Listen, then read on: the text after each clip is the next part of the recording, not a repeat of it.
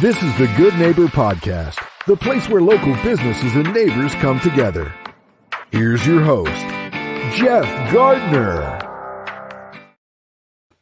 Welcome to another episode of the Good Neighbor Podcast. Today we have another good neighbor on, Penny Stayropoulos of PB Total Wealth. Penny, welcome to the show. Thanks for having me, Jeff. It's great to be here. Yeah, I'm looking forward to it. Love talks about money. You gave me a little bit of a what's the word I'm looking for? Prelude before we started in the pre-show about what you do a little bit, and I just love talking about it. And because I don't do it for a living, the more I can learn about it, the better. And I'm sure the entire audience would feel the same way, as this goes to a lot of business owners and a lot of affluent people around Simcoe County. So let's start from the top. What is PB Total Wealth? So PB Total Wealth is a financial planning company that I started almost 2 years ago. It'll be 2 years ago in December. And really it was to focus in on giving advice only.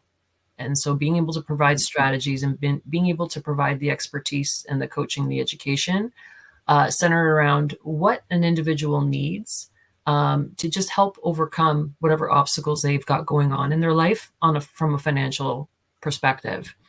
And for me, total wealth, the way I approach it is it doesn't just cover, the basics that you'll hear banks or other firms talk about in terms of your retirement plan or estate. It talks about the full gamut in terms of what's your overall footprint. And specifically, even with business owners, it's your total wealth of building your business, but also then trying to have that business, reflect in your personal life, right? Because at the end of the day, as entrepreneurs, we want to be able to build, and what we're working so hard for is to be able to live that way of life that we want, the way we want, right? So it's more freedom of time, having more financial independence, being able to just do things our way and work the hours we want, because we're going to have, people are different and people are better off working in spurts of say 4 hours a day, and others take their time, but it's definitely not a 9 to 5 punch in, punch out, and, go about your day as if there's nothing else to do. So you're saying about entrepreneurs? Entrepreneurs, yeah. Oh yeah, I wish I could work 4 hours a day. Yeah, not anywhere near that. But sorry, I interrupted. I just wanted to confirm that you were talking about. Oh yeah, no, for entrepreneurs, but even for professionals and anyone that's really just striving to obviously build that way of life that they're looking for, right? That end goal of what their journey is and how they go about just living their life. It's not just, I'm going to work hard and then I'm going to retire and I'm going to enjoy life then. It's how do you do it along the way, right? Yeah. And what strategies can we help with in terms of getting over those roadblocks? And so the comfort level that I strive to provide is that there's no inclination of you coming to me and me going through a plan or strategies with the intention of me selling you anything, right? So I'm not here to try to sell you a mutual fund. I'm not here to try to sell you an insurance policy. I'm not, looking to provide you advice on selling you a product. It's about giving you advice on what's useful and what's specific to you, and then helping you how to go about navigate to the professionals in order to then execute on what you need and why you need it.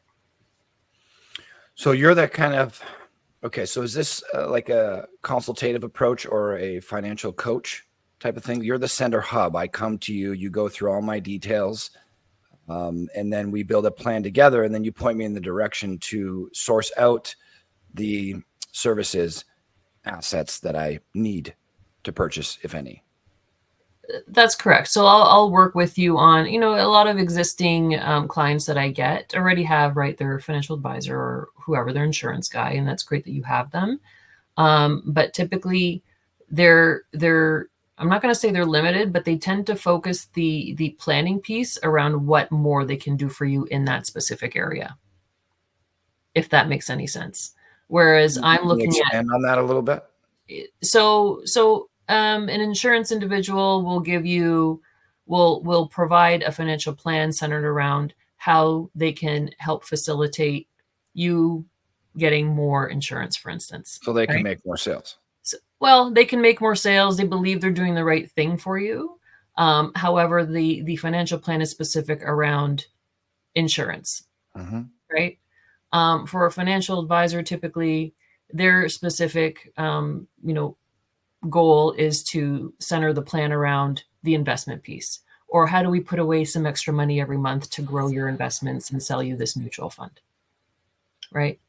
So there's a need for them when there's a need for them. However, if you've got a roadblock, if you've got concerns around, well, now I have a growing family and what should I do? Or Penny, I'm growing my business and now I have this excess cash and I don't want to pay all this extra tax. When would I need a holding company, or does that make sense? Or someone's telling me I should get one, but I don't know why I should get one, right? So it's the other facets and the more important pieces I find to help facilitate your growth, not just something that's product specific. It's all about the strategies and your footprint on how you grow that in tandem with your business and your personal. It's great. So the way I interpreted that is each kind of financial institution, insurance, financial advisor, they all have very specific tools that they obviously want to sell you more in. And like you said, they probably think they're doing the right thing, and there probably is a good amount of truth to that.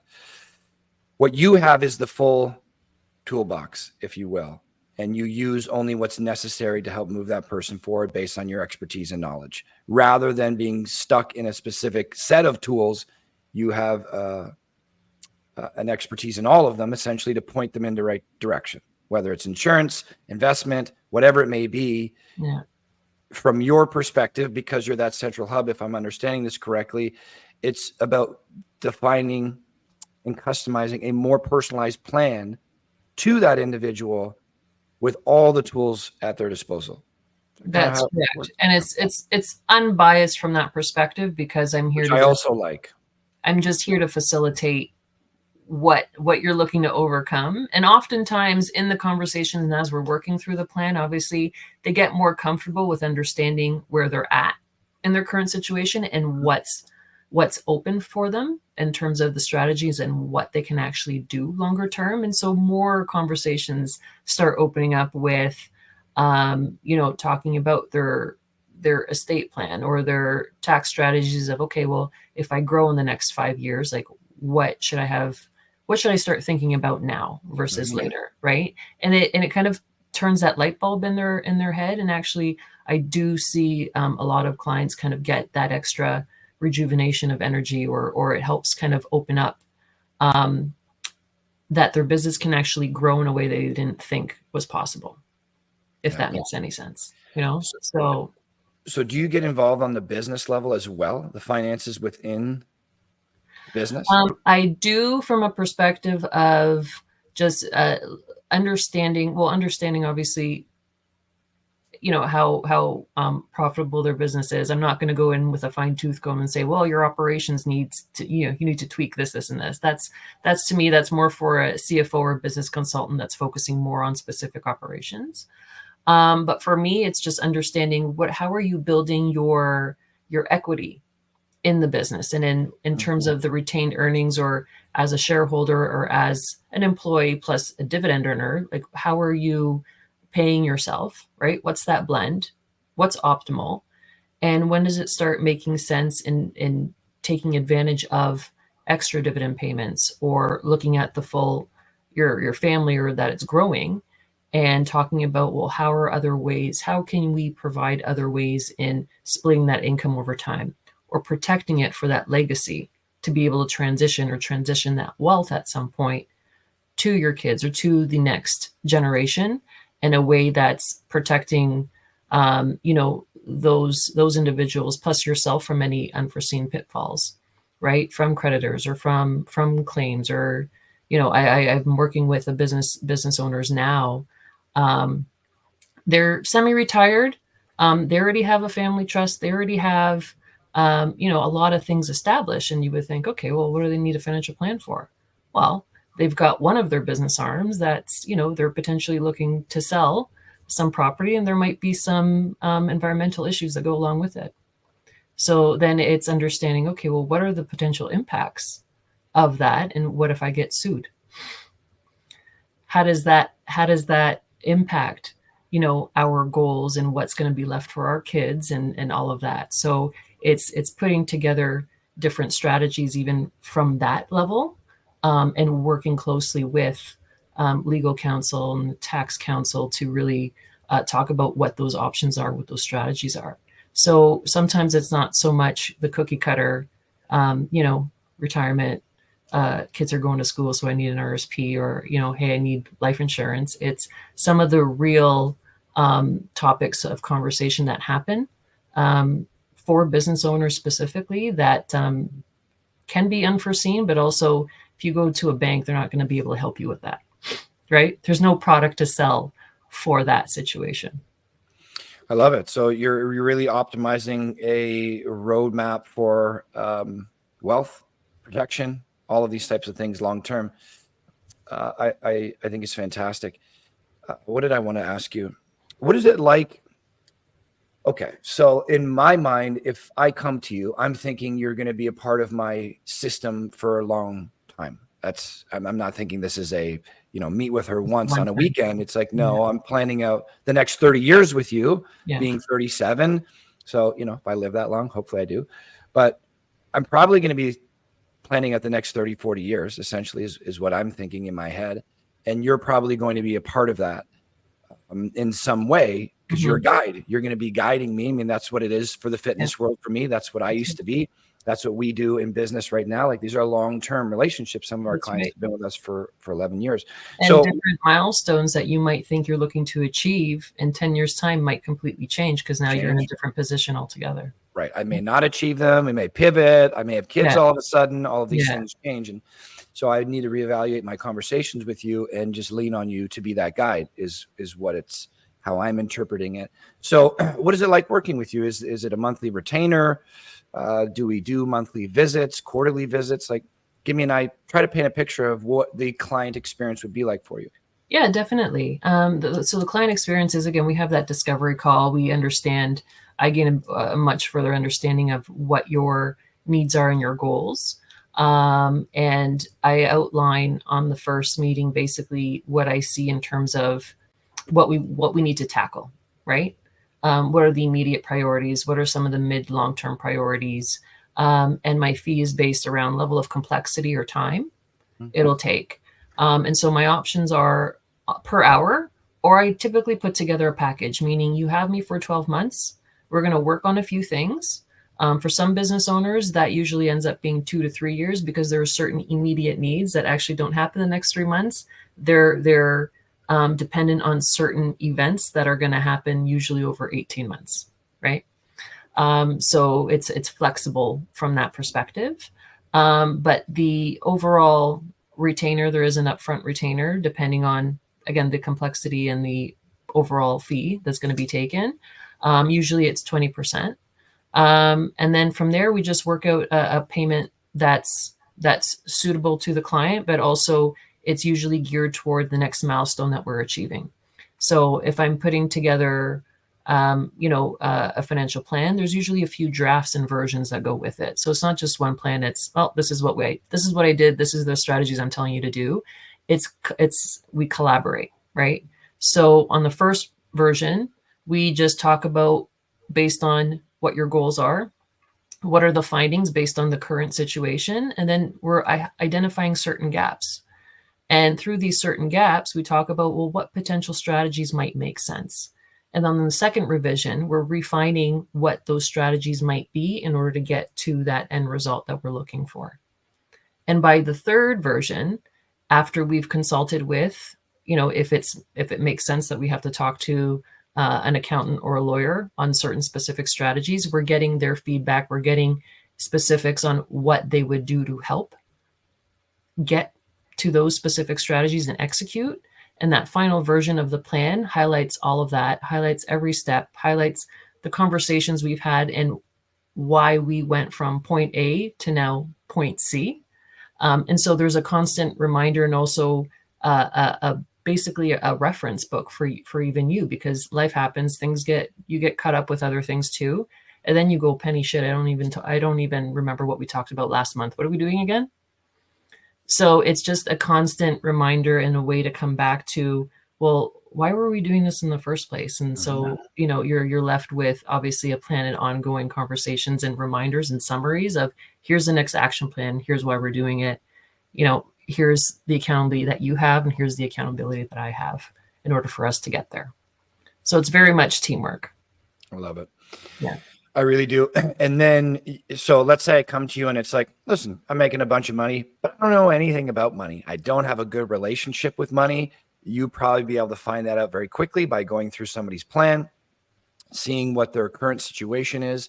I don't know who to go to. So when you write out this plan for me, financial advisor, insurance, et cetera, I don't have any relationships with any of these people because I haven't built them myself. So do you have people that you have trusted relationships with, people that you prefer to send them to? You make your recommendations. How do you send me out there to go get the, I guess, the solutions? Yeah. Part of the equation, essentially. Yeah. And so there's a couple options there. I do have a vast network. I've been in this industry for over 20 years. The first 16 years of my career, I was with Scotiabank. So I moved up the ranks real quick in terms of specifically where I wanted to be, and that was private wealth management. So the bulk of my years were in that division. I also have a good network of individual investment brokers, insurance brokers, and lawyers and accountants. So what I typically do is having work with me, I'll know really, really quick in terms of what your own character is and what your personality is and who might be the best fit based on that. And I typically will provide you a couple of names. And even then, I encourage us jointly going on a Zoom call or having that first basically interaction and interview with that other professional together, just to get a good basis on having them understand what your situation is and what you specifically need. And then I really like that. And really, then we have our own little feedback discussion after, going, well, what did you think? What did you like? What didn't you like? What concerns do you have? Right. And I've had clients tell me, I don't like this person. I'm getting this weird feeling and we're not going to jive. I just know. I'm like, okay, on to the next. Right. There's nothing personal about it. If I'm referring you to someone and you're not going to, it's not going to make sense, then, I'm not going to push you to work with someone that's in my network and it's going to make you uncomfortable.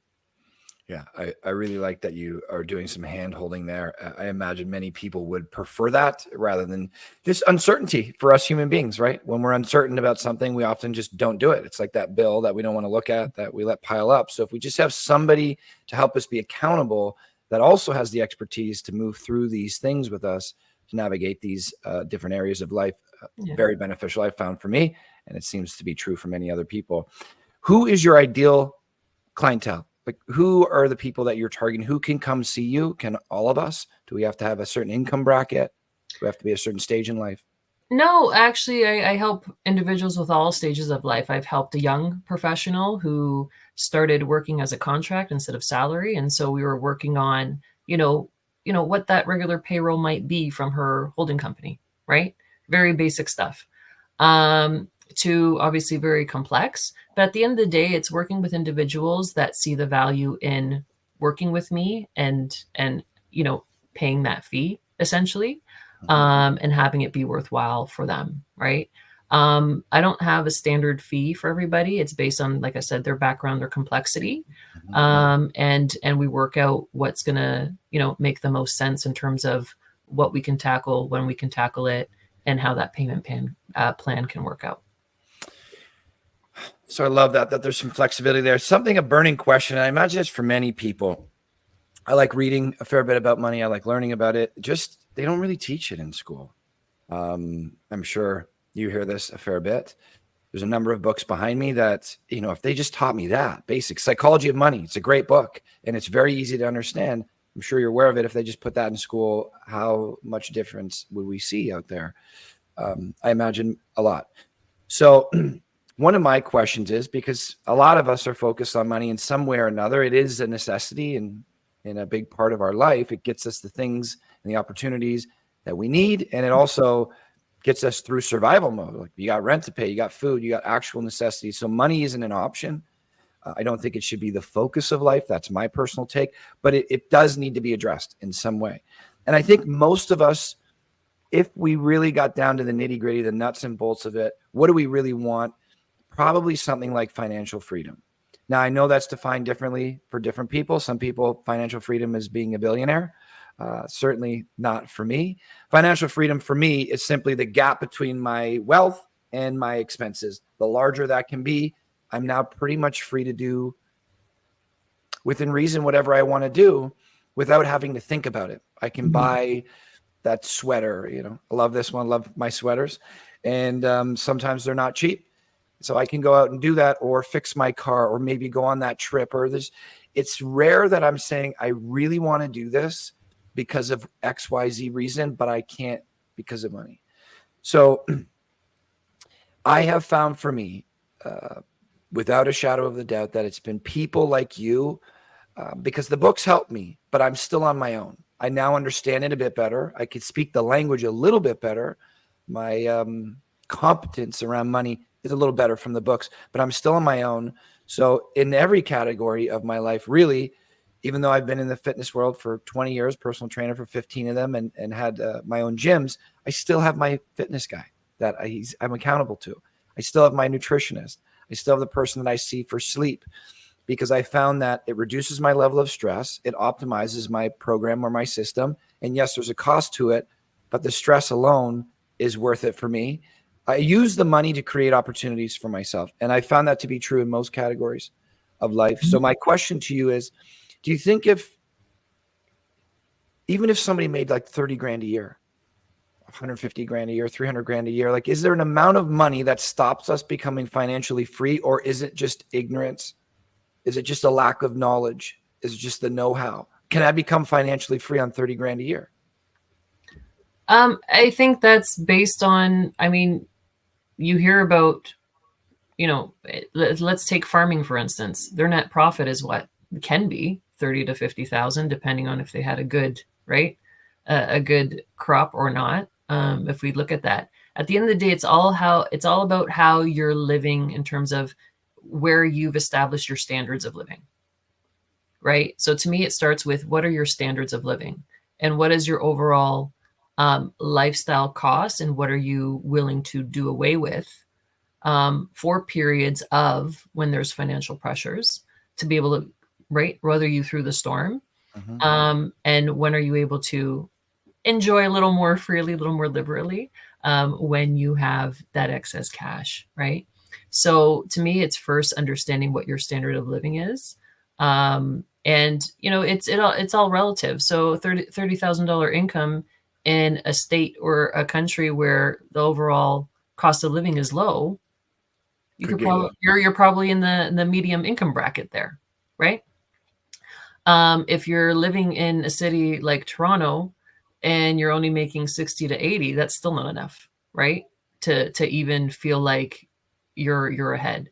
You're still in the lowest income bracket when it comes to the cost of living in that scenario. So I think, if we really took some time to really talk to, the people before us, right? The older generations that, really worked hard, and the ones that you see, there's a lot of real estate moguls. There's a lot of individuals that will tell you yourself, they started out moving to the outskirts of their center of where they worked because the cost of living was lower. It was cheaper to buy a house. And in order for them to get ahead, it was a lot easier to buy something cheaper, build up the equity, and over time, move closer, move closer, move closer. So I think the element of patience, having a long-term perspective on, getting to that optimal standard of living for yourself doesn't happen overnight. It takes time. It takes discipline. And I would go back to really understanding what your values are, right? And what sacrifices you're willing to make without hesitation in order to get to that goal that you want. It just comes down to really, like you said, your values and how much you want it. I think through my discovery of my financial situation, I really found out, especially at a younger age, 37 now, started doing this late teens. My mother was a financial advisor at TD Bank for like 40 something years, just only retired a few years ago. So kind of planted some valuable seeds at a young age, although it took me a long time to take her advice. Sometimes your answer could be right there, but if it's in the family, sometimes you reject it. Eventually, it's hard. There's right? definitely sometimes there's a bias there depending on what other history is Right. there You to can't really not see it, right? By being her kid. it's difficult to put yourself in an outside position and look at it from a third party to see like, oh no, that's really valuable advice. Don't take it personally. Like that's what you should be doing, right? But that's not realistic, and that's usually why many go seek outside professional advice. And it typically echoes what your parents or what someone close to you is saying, but it's hard to, you're right, it's hard to hear when it's that person, because then you think, well, are you just saying that because, or, I still remember when you did this to me, so why would I take advice from you, right? Right. That bias is huge. I can't tell you how many times I've gone back to them and be like, all right, fine. 25 years later, you were right. I needed to hear it from somebody else that has no bias, no skin in the game. But something that just from going through my financial situation, a very granular level, I found out so many things that not only I was buying based on like automation, essentially habit, that's what that caused me stress. Yeah. Like we were talking, there was at one point where about 20% of my monthly spend was on things that I really didn't care about. They were just on autopilot, essentially, and they were big stress contributors to my life. So without having someone like you to help me go through that process, which is exactly what I did. Do you need this? Tell me why. I don't know. What does it do for your life? If I'm being honest, it's a pain in the ass. Really is. Okay. Could we scratch it? Could you live without it? Now that you've said this, you just said you don't know why you have it. You've just been doing it for a long time and it causes you a ton of stress. And we can reduce this and get to your goals faster. With that kind of logical pitch to somebody who's emotionally attached to their financial situation, it's like I need that to balance it out. And it helped me significantly. So I love that you, I just really like that you are the hub to all of this. You don't have a bias. And I imagine you will pinpoint some of these expenditures to help identify them for your client to be like, do we need these things? You want to get to this goal. You're making a decent income, but your expenses are so high and some of these are maybe frivolous. Do you help point those things out? You at least have the conversation with them about I have the conversation. So with people that are a little bit established or well into, again, if they're not specifically saying like, can you help me on this budget and help me pinpoint, where I'm going wrong? Because I find some people have a little pride that I'm not going to sit there and point, right? But I give them either it all depends on what they want. Do they want me to show them in the plan the detailed expenses that they have? Or is it just a general, yeah, Penny, we spend $5,000 a month on our lifestyle expenses? I go, okay. And if I'm working through the numbers and I see there's gaps or they're spending a little too much, then I come back with just a figure of, yeah, you know what, if you reduced it by about $1,500 a month, here's the impact long-term and here's how you can get ahead. So then it's up to them, right, to go back to the drawing board going, okay, well, where's this extra $1,500 going to come from, or how are we going to cut it? And so it's up to them to then go home and have that discussion of like, oh shit, like $1,500, like where's this coming from? And what do we, like, where do we start? And so that's where, I leave it open for them and say, okay, Penny, can you help us now? Because now we're looking at our own finances and we're talking together as a couple. And I mean, we can find 500, but we don't know about this 1,500, right? So well, you can't do it for them, but you're there to point it out. Right? I'm there to point it out. And sometimes it's not, specifically, I'm not going to specifically say, I don't know, do you need, this extra internet bill, or do you need to be paying for your kids' cell phone bills? I'm not going to be the one to say that. I just say overall, here's in general, here's the total amount you're spending. Here's the optimal that you should look to spend. If you're telling me, here are the goals you are looking to achieve. Yes. Right. Right. So it goes back on them to like go back and do the deep dive, because only they're the ones that really know what they're spending, how they're spending it, right? Are they showing me all their credit card statements? I don't know. and that I don't know. I'm not in this world, so I don't even want to recommend this because I don't like talking outside of my scope. But that's what I had to do. Yeah. I literally had to come to somebody like you and say, here it all is. like open up my veins to you, just hear it all is, because the money was good, but I wasn't moving forward. And it's like, wow. And I learned through our psychology and probably some other things, but certainly my psychology is I had the habit of spending near my income. So whether I was making 30 grand or 100 grand or 150 grand, I just kept that habit up. Rather than the person helped me change my psychology around it totally to now she helped me gamify the gap between income and expenses. And she's like, turn it into a game. I told her I like games, and there's a great book out there called The Infinite Games. And I like gamifying things because it makes it a little competitive. I try to cut this, cut that, see if I can live with it. Is the sacrifice worth the squeeze type of thing? And I learned that first off, my lifestyle went down so much more enjoyable because I emptied half my closet. I got rid of all the shoes, like all of these types of things that were just prying at me for attention, collecting dust, causing stress.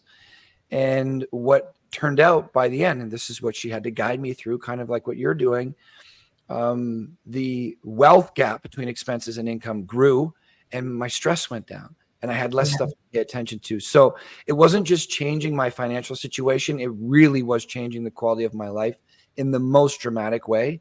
I didn't realize how many things I had to pay attention to that were just in my realm causing me stress because I didn't have somebody to help me point it out until I did. So I just wanted to point that out for anybody that's listening. I don't want to call you a coach or a consultant if that's not what you call yourself. What title, what do you call yourself?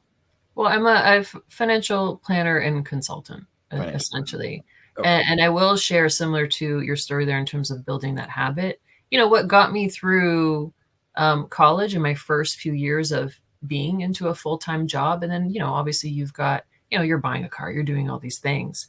I was a proponent of being aggressive with paying down what I owed, especially with cars, because they don't, you're gonna have a car, you're gonna have that car payment, but the idea is at some point you're gonna need to buy another car. So do you want the perpetual car payment to last you a whole lifetime, or do you want to be able to have a break where you can catch up on other things or be able to bank some extra cash? So my whole thing was save as much as you spend. So anything that wasn't from a discretionary standpoint, because I know it's hard where you say, well, Penny, I have rent, and Penny, I have a mortgage, so I can't save as much as I'm spending on that. It's all about all the discretionary stuff, right? So all the extra things. So for me, being a woman, I like my clothes. I like looking good. For me, it was establishing that discipline of like, okay, well, if you want to buy that shirt, can you, at that point of purchase for $50, can you now put away $50? That's another game. I love so it helps you. It started really helping me see, like, do I really need this? No. Am I going to put it on my credit card and then what? Right. By the time I end up paying it off, I'm paying double because I let it go for so long. Yeah. Right. Was this, piece of clothing or is this thing worth double the money? No. Did it get me ahead on where I needed to go? No. So for me, that worked in terms of just having that in my head of save as much as you spend. And that helped accelerate paying off my car in 2 years time versus 5. Right. So it was just those specific things where I think if you hone in on, and you can't try to tackle everything at once, but hone in on one specific goal that you have. Right. And just focus on that. And as you build that discipline, then it's like you're building that muscle, and it becomes more second nature to just keep applying that habit to the next thing that comes your way. Mm-hmm. I love it. I love it. I love it. I've derailed this whole conversation. I don't know if you looked at the questionnaire. I think I asked you the first one, and then I just went off on a selfish tangent because I want to know about this stuff. And if I want to know about it, I'm sure other people do. So let's have a little bit of fun. Sure. And rapid fire some questions at you to get through a couple of these things and to reveal some cool things here. So one piece of good advice to anybody listening out there financially. Outside of, I think, just understanding piece of advice financially, I think just understanding when you need professional help, like who to go to first, right? And it's sometimes you can sit there and try to figure it out on your own, or sometimes it's just realizing that you've got so much mental real estate with other things that are going on. Yeah. Don't be hesitant to just go seek help, because usually financial planners are like myself, they're advice only. We're giving at least an hour of, free consultation to just kind of figure out what's going on with you, how we can possibly help, and how we can go about, getting there. I would say that would be first and foremost. Reach out for help. Make that call. Yeah. Love it. Myths and misconceptions. Big part of the show is sharing some educational piece. You've already done so much of that because I selfishly just went off on a tangent and started peppering you with all kinds of other questions. Yeah. So education is a big part. Not only do we want to come out here and share the information about these great local businesses to Simcoe County so that now they have another option to be helped by, but let's empower people with some knowledge like you just did, some education like you just did right there. Now people can hear, just make the phone call. Often the consultation is free, or it's a starting conversation, or it's a lower fee rather than some huge commitment. And you will probably learn a significant amount just from one conversation. So myths and misconceptions about financial planners and consultants like yourself that people have in their mind that are stopping them from utilizing the services and moving forward in life. The number one thing I see is they say, well, no, I don't have enough, investments to see you as a financial planner. And then I often say, well, you don't need investments for financial planning, right? How are you going to get to that point where you say, I have investments, if you don't have a financial plan to get there? Yeah. Yep. Yeah. I know those human beings are strange. I find this with myself all the time. We're in the marketing world, and a business will be struggling, let's say, and we don't have the business to market, let's say, but we're getting no business. It's the same thing that they just said to you. I don't have enough investments to get to you. It's like, I get to you to get to the investments. You get the business from the marketing type of thing. But whenever I will say, I'm sorry to cut you off there. I will say that again, I mean, the banks are everywhere, right? And they want to ingrain that. I'm not trying to poo-poo on the banks, but I kind of am. They're there for a reason. They obviously are the ones that are facilitating the flow of money for us, bank accounts, Visa cards, all that fun stuff. But that's their whole business model, right? Is they don't help individuals with financial plans that don't have investments or don't have intentions to grow investments. So I think that's the misconception that everyone has, because that one roadblock of, well, if I can't even walk into my local bank to ask them for financial advice without them selling me something, tells me I need money in order to get advice.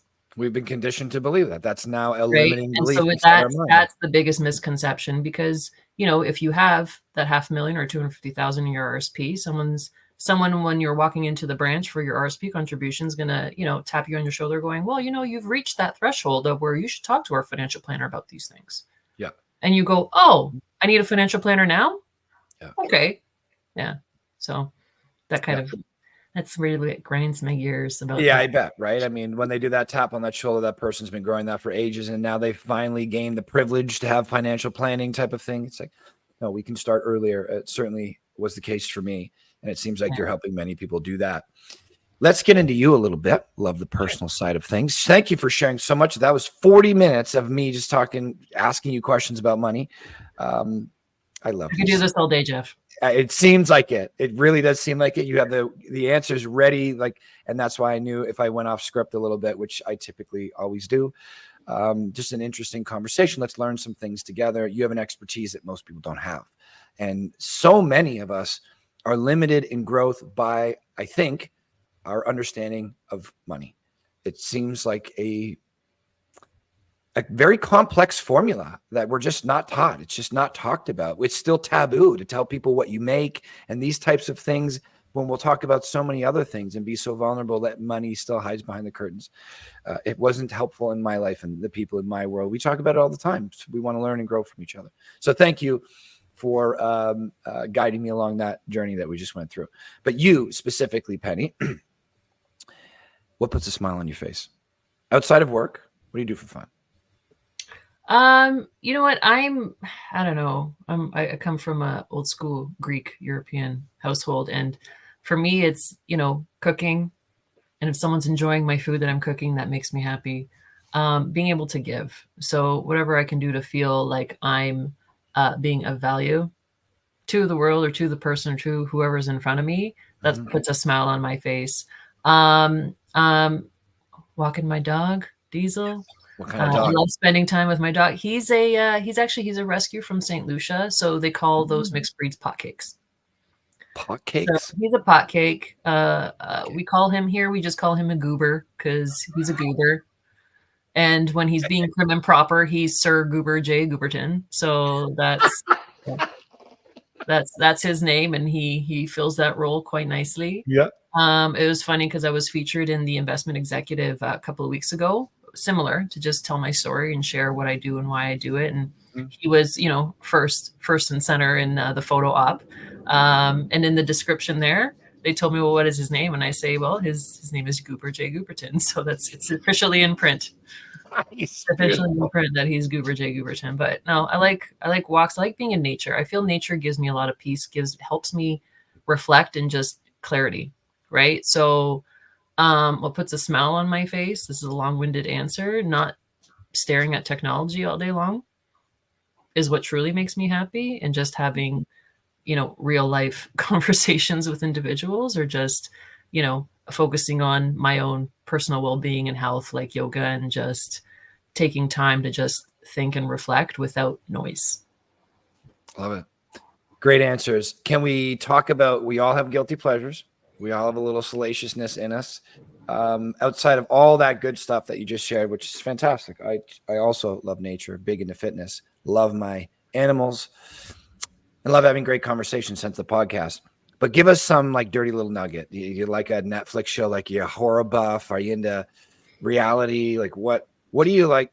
I don't want anybody to know this is what I do on the couch when I'm eating my popcorn by myself.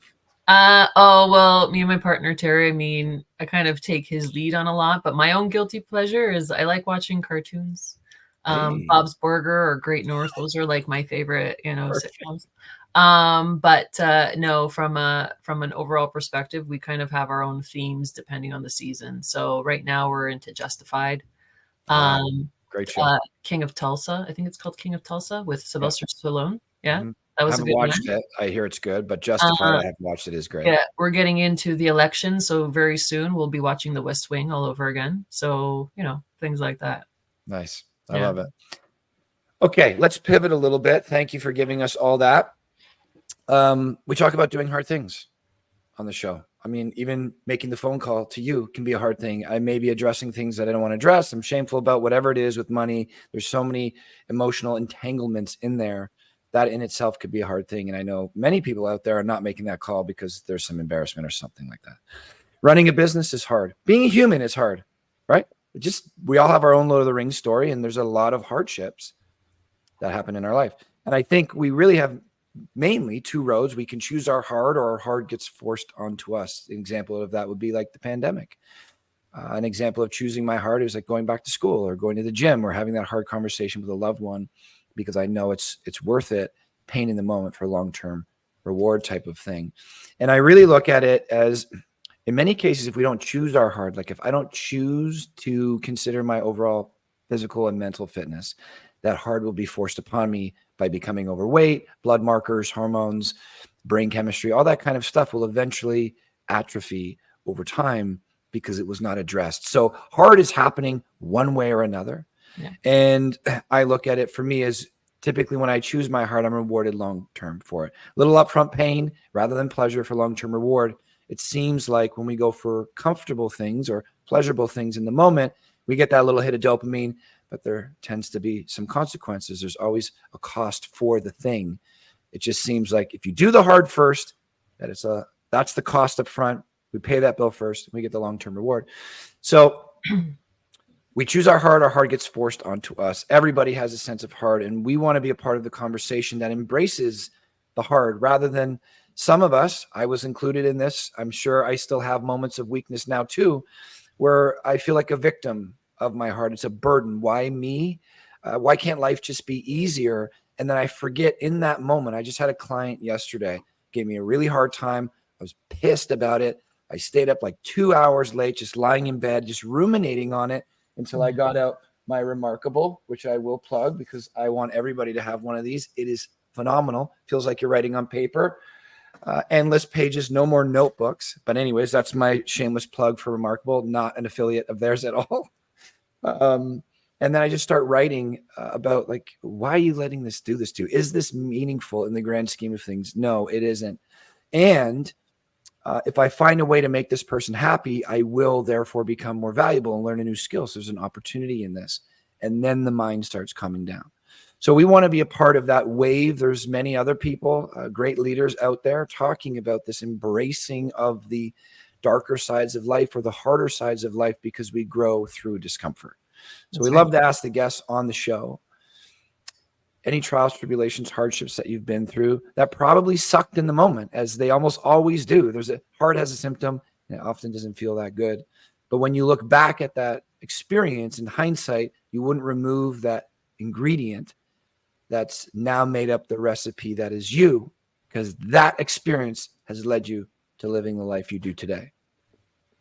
Well, I've had a few. So let's see, depending on how much time we have, I'll start with the very first one. So my first real life event when I was 9, my father passed away without a will or any kind of estate planning. And that's really what propelled me to do what I do now. But that was a big awakening financial hardship, because, what should have been $1 million estate was only worth $70,000.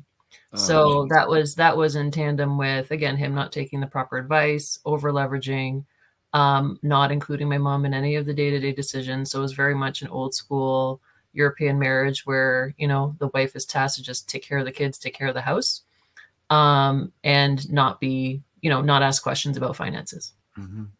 So big rude awakening there to see her go through a lot and suffer that way, but also the impact it had on us. Right? The impact it had on what life was going to look like after, that all got cleared away.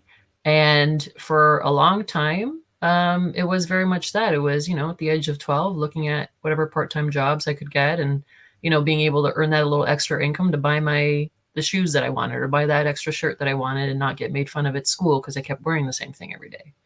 So it was things like that. And she sat us down at one point and just said, hey, listen, like, I can provide a roof over your head and food on the table, but, unless you want to work in a factory for the rest of your life, you're going to have to find a way to pay for your own school. Right. And that's what we did. And I don't, and I was never the one to blame. I mean, obviously his passing, because he did commit suicide, was hurtful. And that in alone was very stressful. And it took many years to try to figure out and kind of forgive that action of why he would leave us, right? And with all this shit, and why didn't he just stay and clean it up versus take the easy way out? But it took a long time to understand that people have their own demons, right? And a lot of the time it's not personal. And, the way he thought the only way out for him was to end his life. But I don't feel like he fully understood what that impact was for the rest of us. So that, you have to live with. But in terms of gaining the perspectives and experiences and the mental toughness that I have today, I wouldn't trade it for the world. Because all through school, I grew up, seeing my friends and seeing how, their parents paid for everything. And I didn't see them really work for anything until they finally graduated university and had to, get their full-time job and figure out, oh, look, I have a cell phone bill to pay. What am I supposed to do with that now? Where, I was already, fully enthralled in paying my own way for a long time. And that's really where the PB stands for penny banker. And I was dubbed that name back in school because I would start giving out financial advice for that reason. Or, I'd have some friends say, you sound like my mom. And I'm like, maybe she's right. I hope you said it exactly like that you don't have money to go out this weekend if you went and bought a $300 coat, right? One or the other. Make a choice. So that was one. And that obviously set the tone with what I wanted to do for a living and why I wanted to do it. Because I think, there's a lot of decisions that are made or not made that can leave an impact on the next generation that I feel like aren't intentional. But, we have to then find our own way and make our own way of life without the benefit of any kind of safety net. First off, thank you so much for sharing that story. I imagine you've shared that many times still. It's never easy. It's extremely vulnerable, and appreciate you taking us there with you on that. I imagine many people will resonate to a similar upbringing. And then also sharing that, yeah, this sucked. And I probably wouldn't want anybody to go through this. But the positive results that came from this is the whole point to this question. I'm an addictions counselor on the weekend. I volunteer there. A great place called Cornerstone Recovery. And I share this story often. Most of the listeners that have been listening for long enough know this. I busted both my legs in my mid-20s, being 37 now. That took me onto pain medication, significant, which was a very destructive 4 or 5 year period of my life. And, life took a huge downhill slide. And to get out of that, I had to learn a lot of skills along the way that eventually led into a much more fulfilling lifestyle, much more intimate relationship with myself and the world, but also now helping people like myself back then move through the same journey on the weekend at Cornerstone to Recovery. So it's like, do I want anybody to go through that? No, I would be silly saying that. But if you go through that, you could look at it in the opportunities that it has. A suicide, same thing. Would never want anybody to go through that. The amount of pain that I imagine resulted from that was significant. But I think you can choose to address the situation in your benefit. And a look at you sharing these experiences at a young age, being financially stable, making these more mature and independent decisions at such a younger age when you're watching your whole environment of friends do the opposite thing. Maybe that wouldn't have happened had you not gone through this. So it really does seem like if we choose to address our heart in a way that benefits us, there's more growth there than maybe the easy ways, what I've come to believe. And what a beautiful story. Thank you for sharing that. Thank you. Last couple questions for you. Yes. First, let's get the quick one out of the way, because the second one, you'll probably have a few things to say. And I leave it out of the questionnaire. It's my little secret question that I only ask ever so often. If I'm really digging the guest, I ask it. And I'm digging you big time. So what's the best way to get a hold of you first? People want to reach out. How do they connect? They can definitely just connect through my website, pbtotalwealth.com, or you can find me on my on LinkedIn, Penny Stayropoulos, as you see there. And just, or, phone call 647-220-4727, but, email or phone call, text, email, call. All of that's on your website? All that's on my bed. No, I think the email is just on my website. I had my phone number in there for the longest time, and I just found that I got a lot of those bots calling me. So I had to take it off, but, yeah, an email will do. And I will, get back to you. I don't take a week to respond. Don't worry about that. Wonderful. And is the best social platform LinkedIn to get a hold of you on?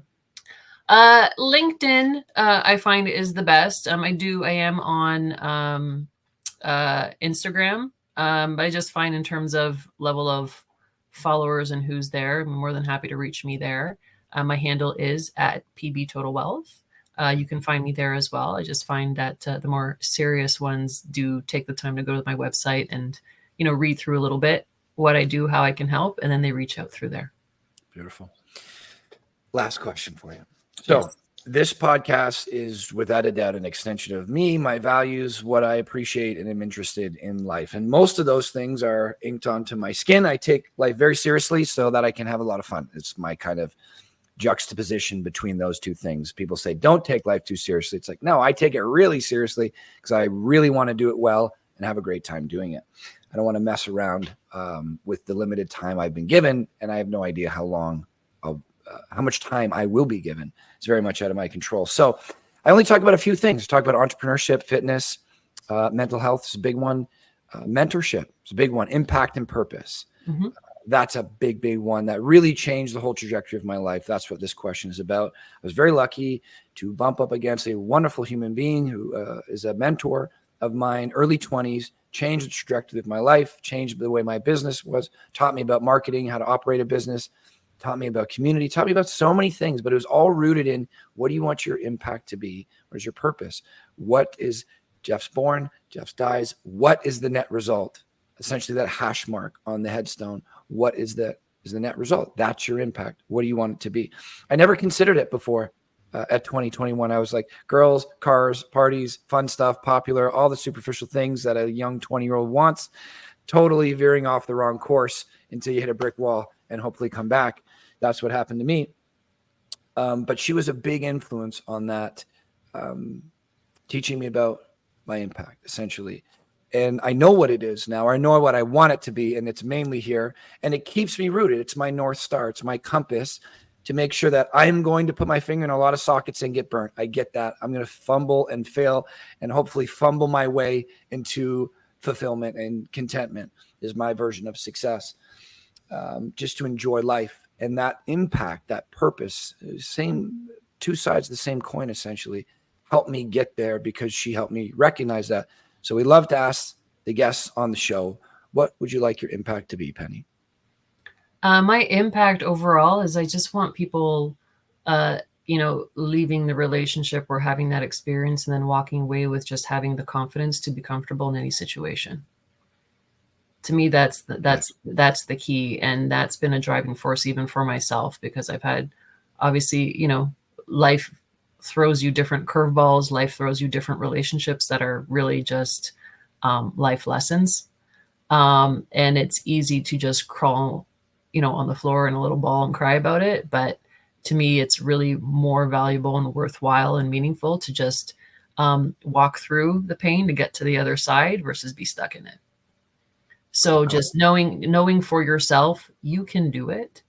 And you just need the confidence to know that you can find, you may not have all the answers at once, but once you kind of start getting that momentum going, you're going to find that out of nowhere, the right people are going to start to show up on your path to help you on your way and help you get out of whatever mess you're in. It's amazing. It really does seem sometimes I get slapped in the face by the universe. I don't know. I'm torn. First off, I think that was beautifully put. And I think that's a hell of an impact. But I'm torn. Like, people will say, your life's already been written. Their universe already has a plan for you, these types of things. I don't know if that's the case, and I'll never know. But it seems very clear to me that the universe really does, or whatever, God, whatever you believe in, really does slap you in the face sometimes. It's like, I've been trying to give you this opportunity for ages until I've literally planted this person in front of your face that you just knock shoulders into them when you're walking into the coffee shop. Oh my God, didn't see you there, blah, blah, blah. And then all of a sudden this great relationship flourishes and your life moves forward.